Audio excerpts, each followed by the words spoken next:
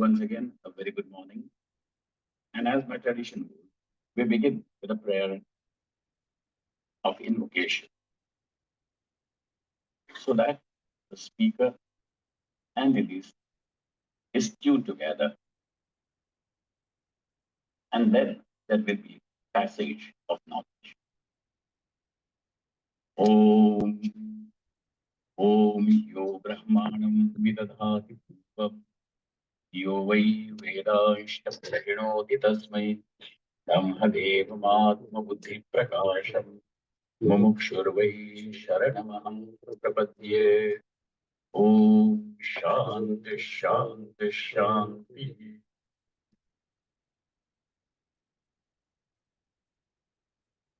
Today the topic is Eastern psychology and spirituality.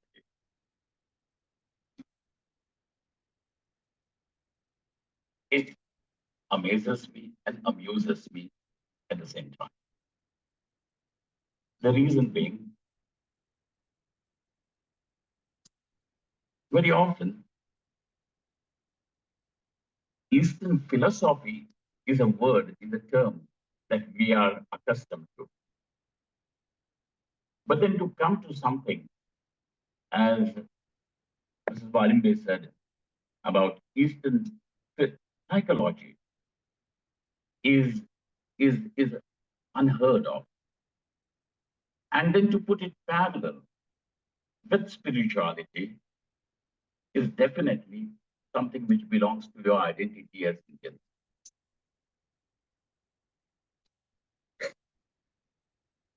If this is dichotomized as spirituality and psychology, and Eastern psychology and spirituality are dichotomized as seen as two different things, then perhaps we are going to miss the whole history of the Eastern psychology. Let me tell you this, as you know, with a little context, where Arjuna asked this question, as what is it in a person that perplexes him, that confuses him, that forces him to go against his own understanding? And therefore, somewhere or the other, even in the most sacred text of the Hindus, is this question as what exactly is this mind and why does a person behave in a way that he is behaving? So now you see, the book which seems to be spiritual is bringing you to understanding of psychology, of mind of a human being. And moreover, so you see, there is a need to see this together. If not seen, if psychology is seen only as some science, and then how could you have this division of science as Eastern and Western? Because you do not have physics as something Eastern physics and Western physics. Physics is physics for you, for everyone. Biology is biology for everyone, is maths for everyone. As an Indian, 2 plus 2, you're not going to make it 5. An Eskimo is not going to say 6. It's going to be the same. And therefore, somewhere or the other, though we are saying Eastern psychology, somewhere we are saying psychology, there are certain fundamental things which are universal as a human being to everyone. How they express in a particular geographical, cultural environment is only the point of difference.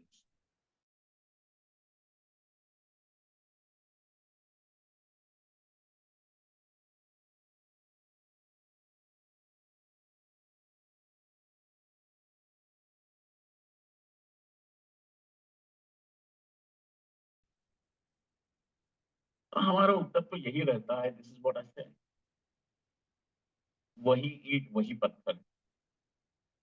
Same people, maybe the colors are different, the language is different, the way they express is different, But after all, that human being is the same. And therefore, spirituality, which then just not limits itself to the studies and to questioning of mind and understanding of mind, goes way beyond it.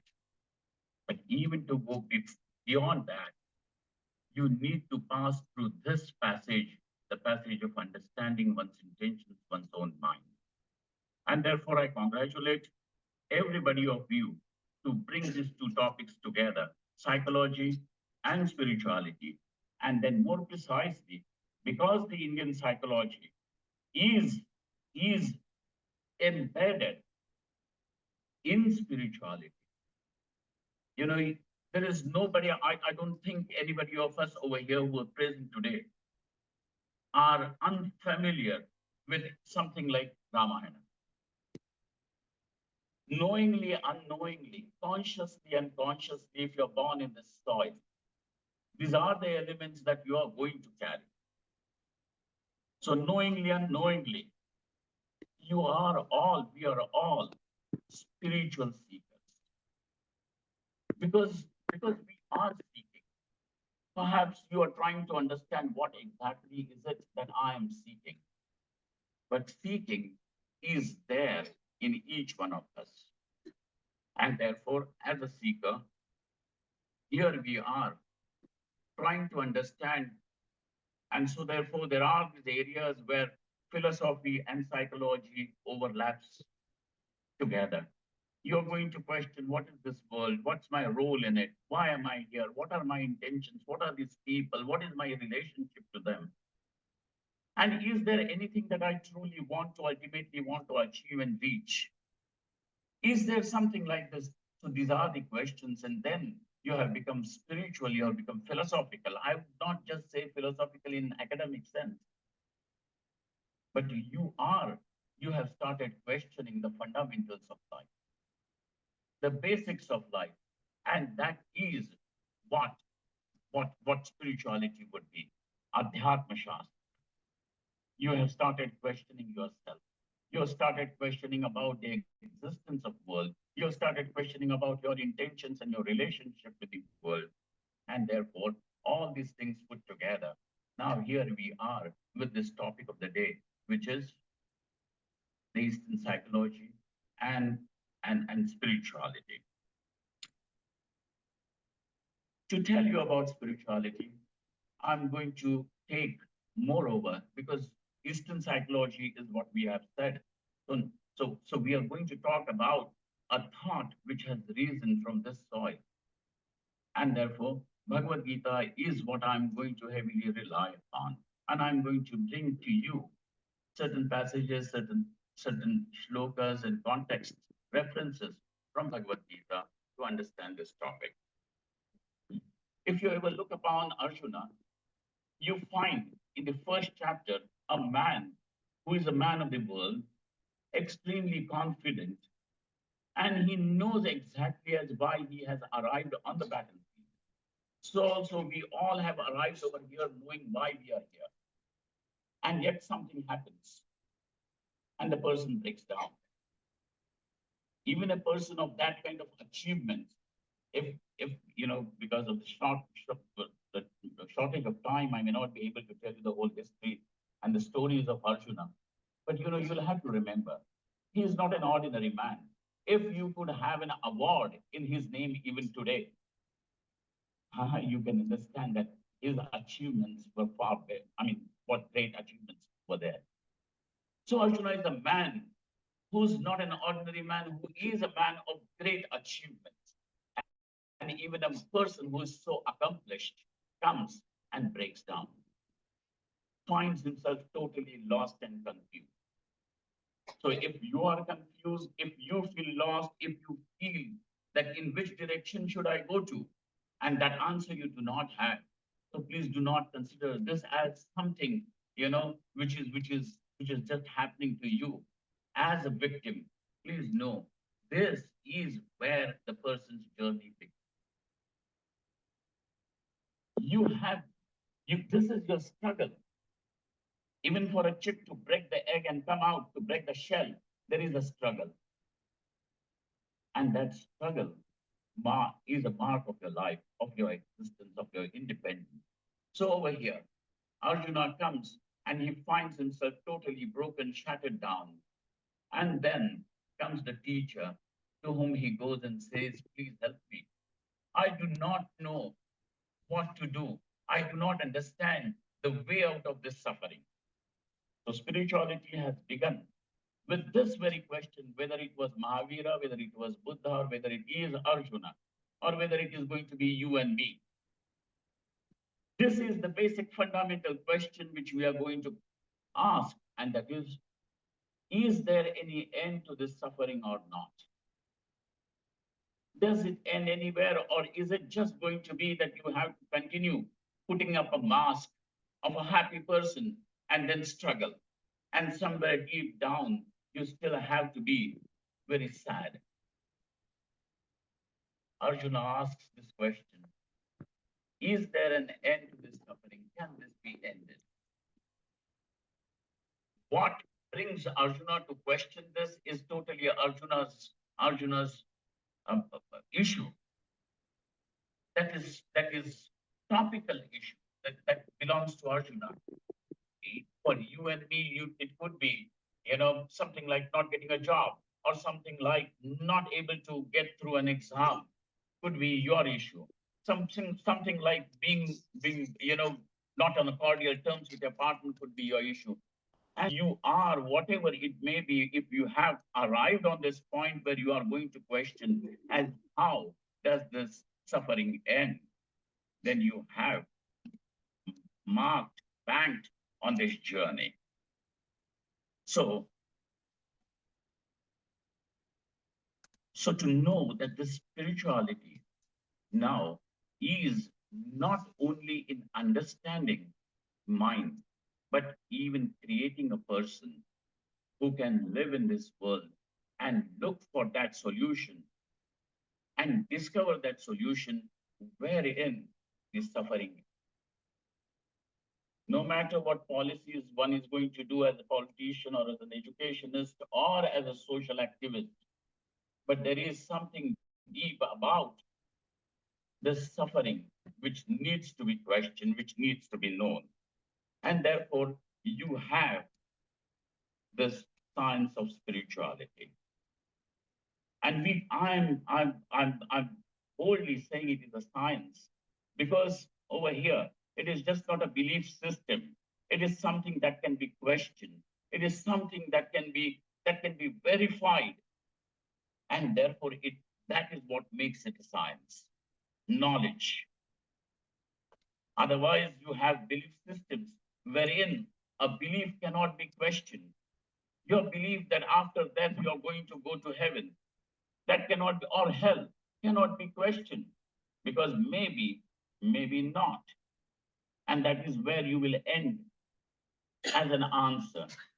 But over here, when it comes to science, it means something can be not only questioned, but it can be verified.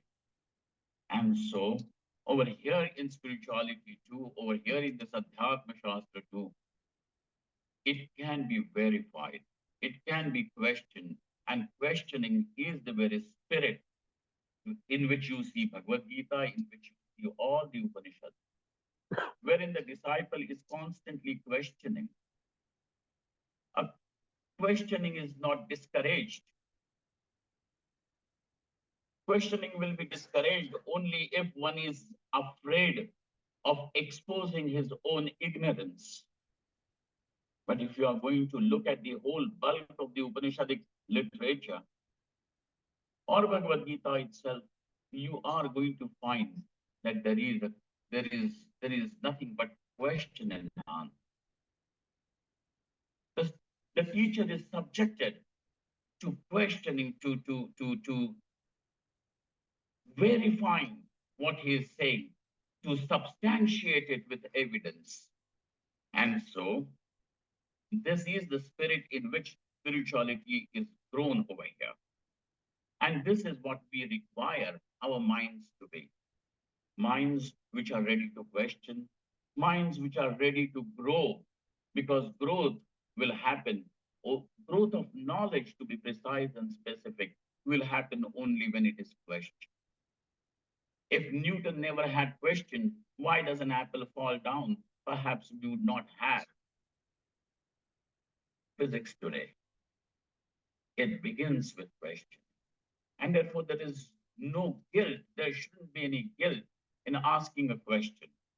So Shri Krishna tells Arjuna, even at the end of his discourse, that Arjuna, is there any more doubt, or is there any other question that you still have lingering on? Might as well ask. This battle can stop. This battle can wait. This war can stop. Because growth of a person, growth of this knowledge is way far more important than even a civil war which was there, where the drums and the battle was already announced. That still can wait. But the person's growth and his curiosity, his interest, his wanting to know has to be, is of prime importance. In Bhagavad Gita, therefore, we see that the psychology is shown of two people. And between these two poles is the whole continuum. On one hand, we have the enlightened person, and on the other hand, we have the ignorant. There are just these two poles, the mind of the enlightened one and the mind of an ignorant one. Okay. Mind of an ignorant one.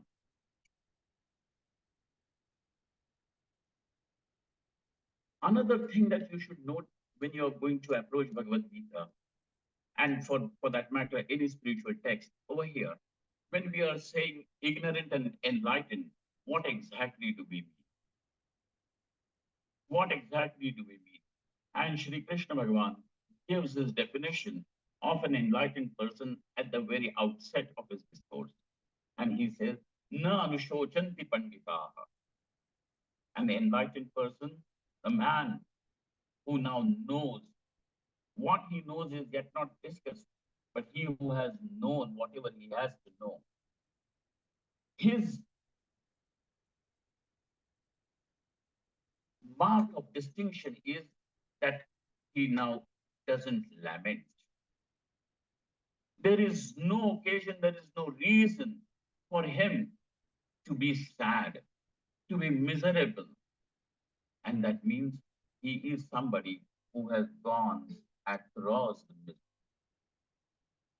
And that is what we are all seeking. No matter which field you are, what you are doing, we are all seeking to cross over this misery. Whatever is the form of sadness, misery, suffering, is what we want. The Upanishads say, Tarati Shokam Atmavit.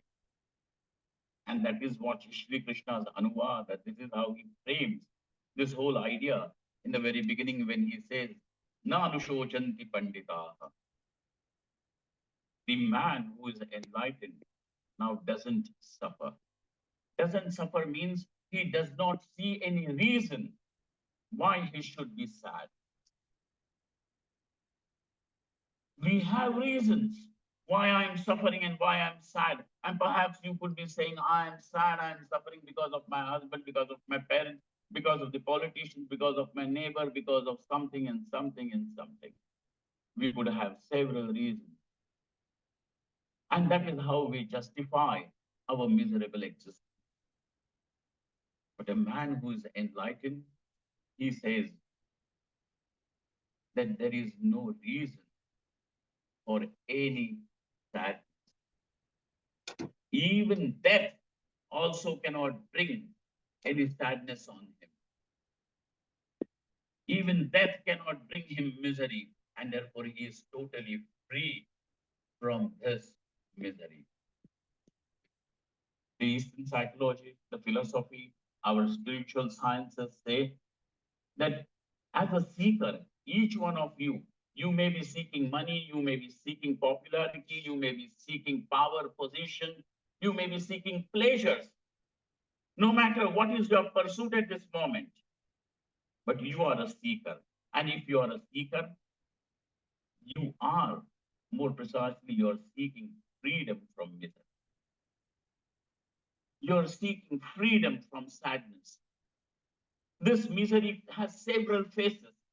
It could be frustration, it can be anger, it can be dissatisfaction. It has got several faces. But do not be deluded by the various names that we are giving to it.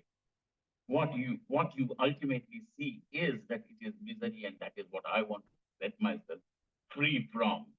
So this freedom from misery, that seeking this freedom from misery, is then what we have called as moksha. The word moksha is eloquent in itself. Moksha word comes from the verbal root much,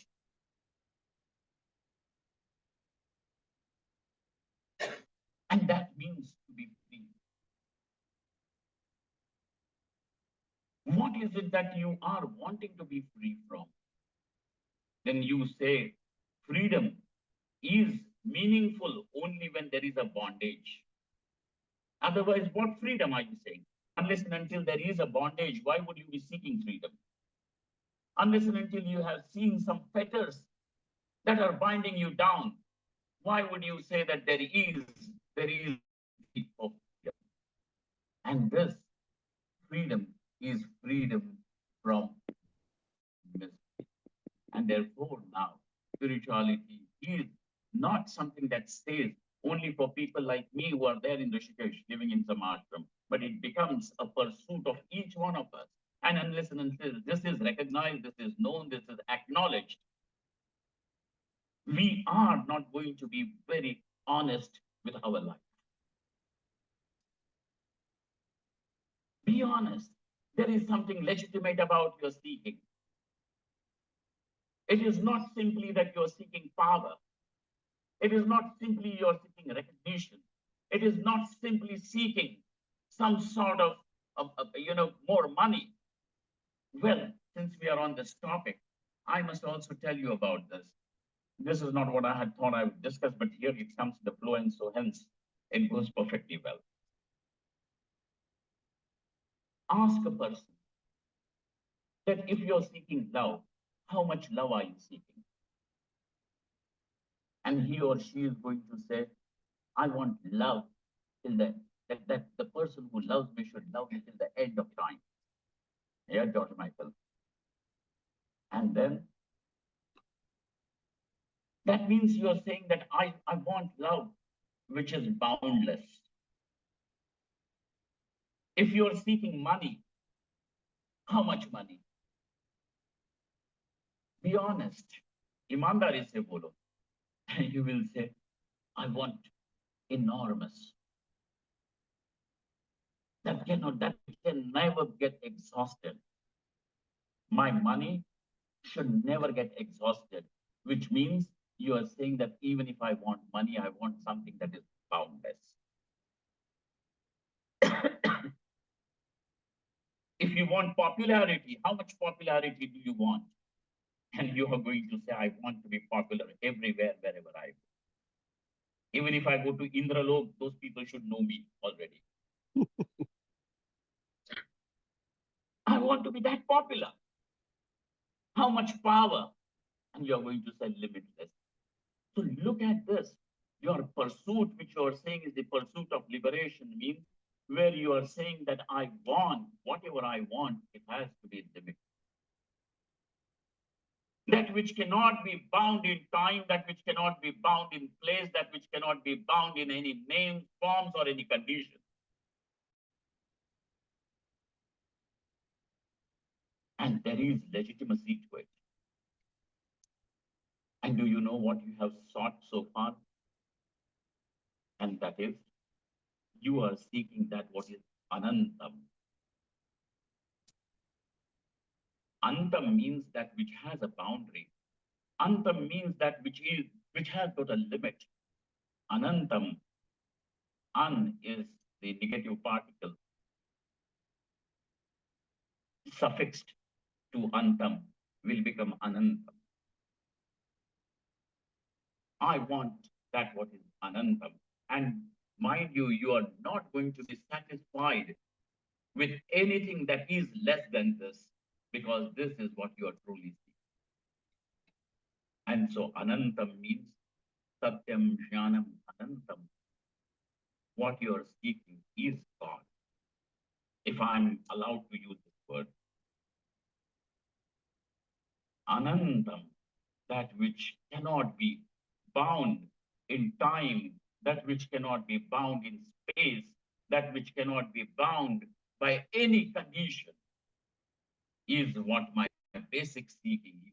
And once when you have realized this is what your basic fundamental seeking is, then you understand whatever is being addressed by Bhagavad Gita, whatever is being addressed by the Upanishad is the basic fundamental pursuit of every human. Now, it is not a pursuit of an educated person. It is not a pursuit of an illiterate person. It is just not a pursuit of any Indian. It is everyone's pursuit. And therefore, spirituality, though is seen over here like this, is universal. Is universal. And therefore, he who has sought and he who has found that what is Anantam now has no reason to grieve. He has no reason, he has no remorse.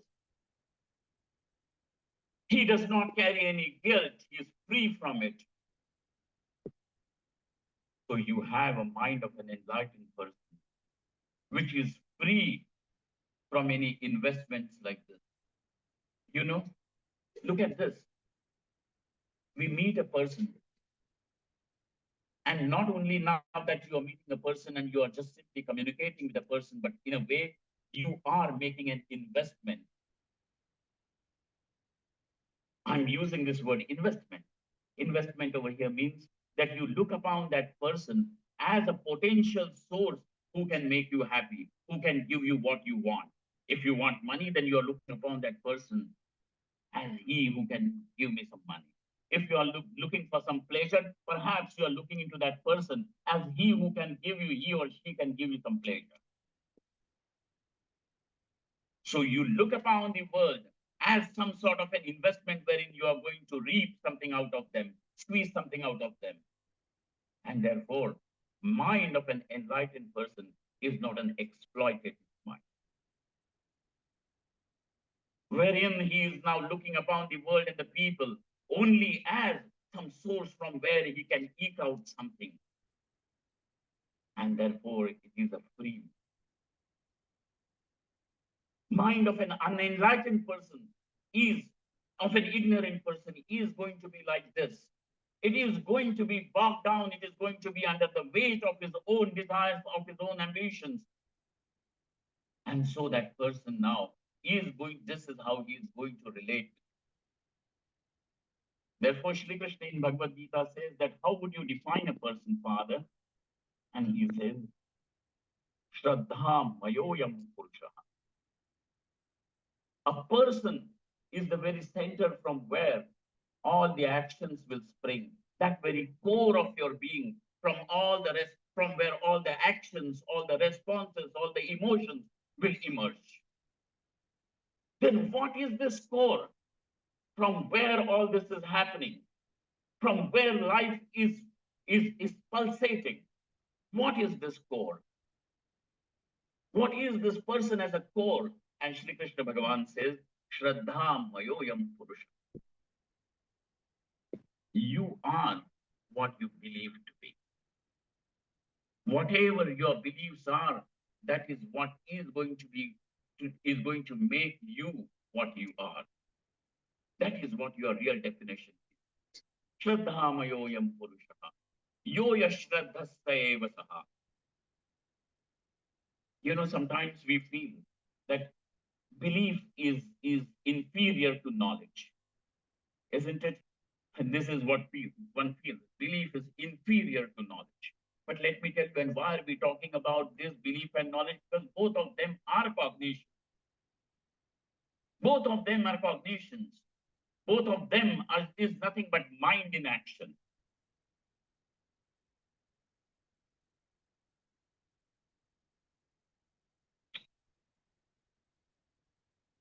But belief, do not underestimate the power of belief. You know, today we are sitting over here in this hall. I have said this even several times before wherever I have come to explain this point, that you are sitting over here and then you are very peacefully trying to listen to me, or at least let me say whatever, pretending to be.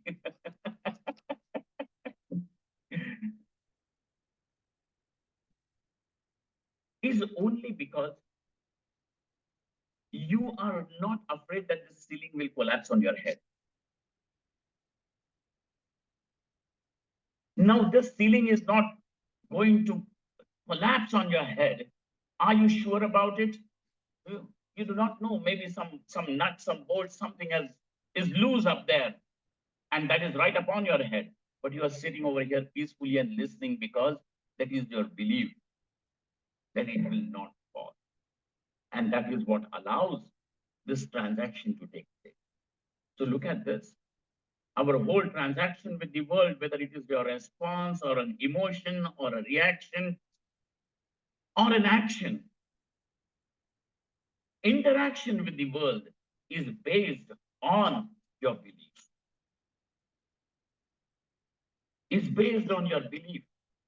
And therefore, belief is a great, great force, a power in you. So a person is what he knows. Over here at this point, even knowledge and belief are going to be one at this point.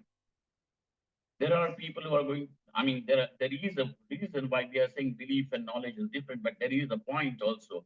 But they are not going to run parallel to each other. There is a point where they are both going to converge, and they are going to converge in you. Mark this, maybe, this can be discussed sometime later, or maybe you can discover it for yourself.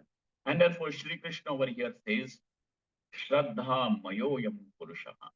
You are what if the whole total sum of what you know, what you believe, what you're confident about. Shraddha Mayoyam. This is your core. And therefore, now we have two cores. One is the core of an enlightened one, and the other one is that of the ignorant one. And why I'm putting these two polarities in front of you, though there is a whole range of continuum, wherein even when it's just said ignorant does not mean that the person is totally useless. Okay, now, if you have understood, there is this man of, of, of, of knowledge, of enlightenment. What does he understand? And so, first of all, let us look at this in light of Bhagavad Gita. Where? How much time do I have? Another 10 minutes? All right. I'll set you free.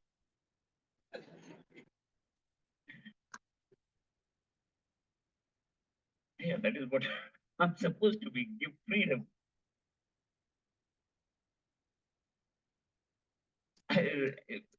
Literally, it is like this. I have a dog in the ashram, and the dog is quite, intimidating, huge thing. So people say that, Swamiji, we come to you. Why don't you just keep him in chain? Why don't you keep him, what do they call it? Leash.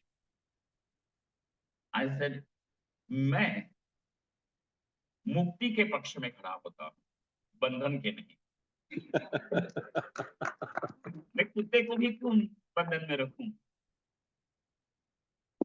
हम मुक्ति के पक्षधर हैं. Anyway, how is this enlightened person's mind? What does he see? What does he? Here it goes. Prakrite kriyamanani gunai karmani sarvashah ahankar vimudhatma kartaham iti manyate. You are endowed with body, mind, senses, etc.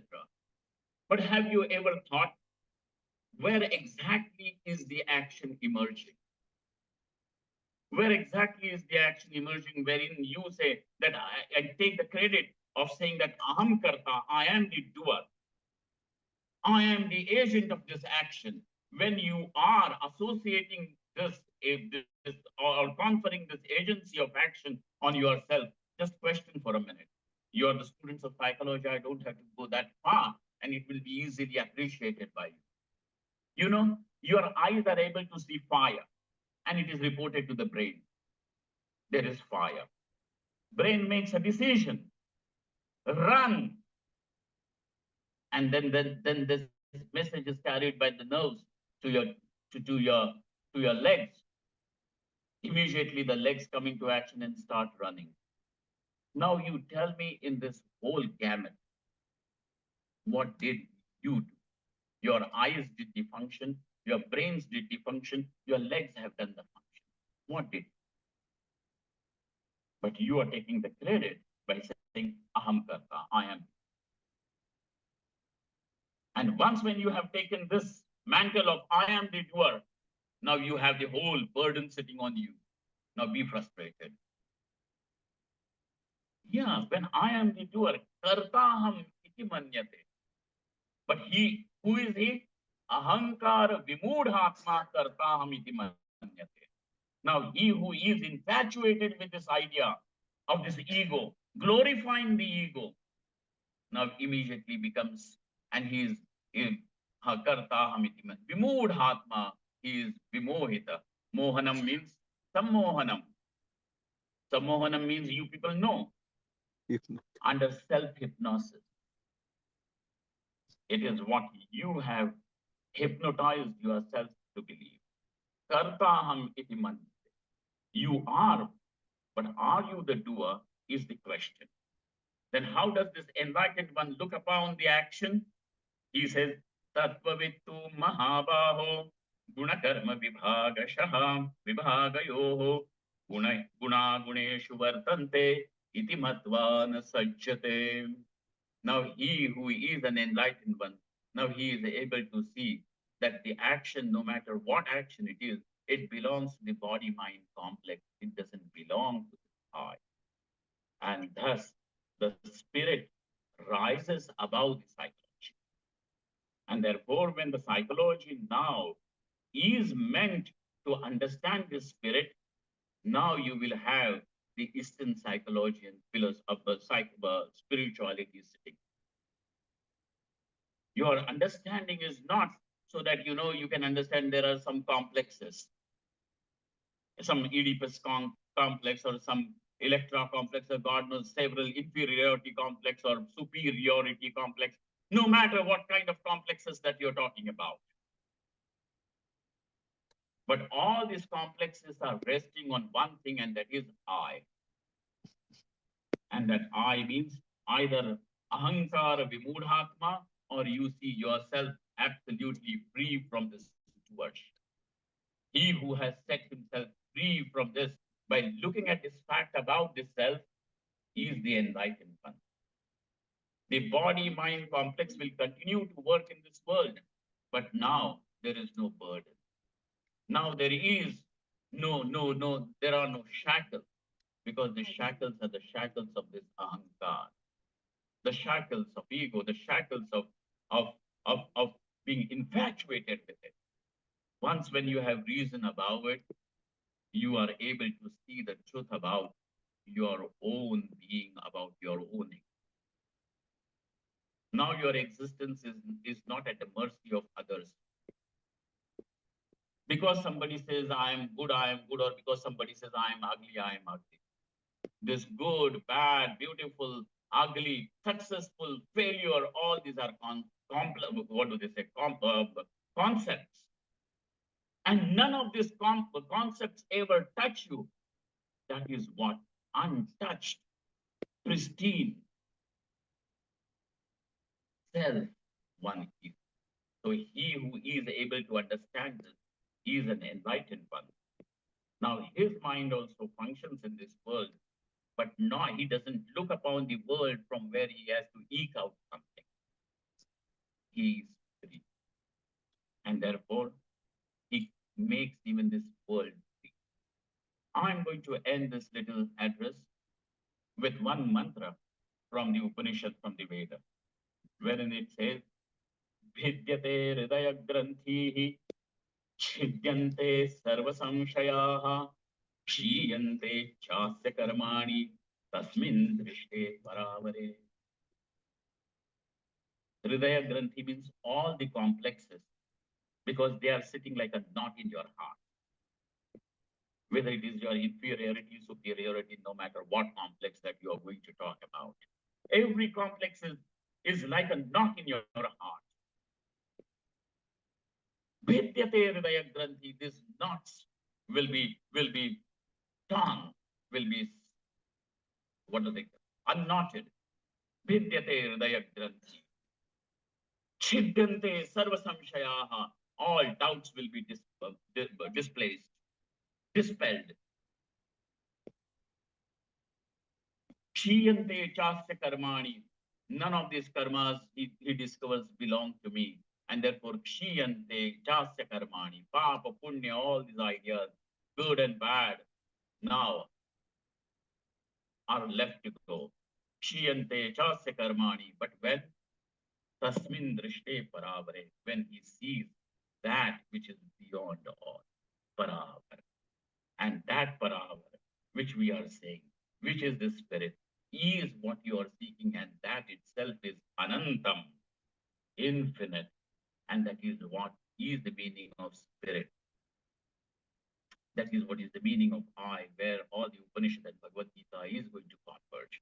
And therefore, my friends, here you are in this wonderful session wherein you are trying to understand, we are all trying to make this attempt in understanding. But if you are able to create a mind, now the mind which is ready to know the truth, the mind that is ready to know the truth about your own being, about your own existence, then you are a seeker. And then that seeker alone is able to seek. Otherwise, you will be a seeker, but till then, you will be simply seeking little recognition, little approval. My husband should say good things about me, some little approval. Why are you a beggar? You'll have to rise. You are seeking, but you are not seeking the small thing. You're seeking that what is Anand. Know that and set yourself free is the message of Bhagavad Gita. And that is what is Eastern psychology and spirituality to me. And this is my talk. Thank you very much. I should thank the organizers for bringing all of us together. And I congratulate, sir, madam, all of you. And, my best wishes to carry on with this wonderful work that you are doing. And that this is what precisely exactly our society today is in dire need of. So congratulations and thank you once again. Thank you, Dr. Rajiv Nagarkar. Thank you.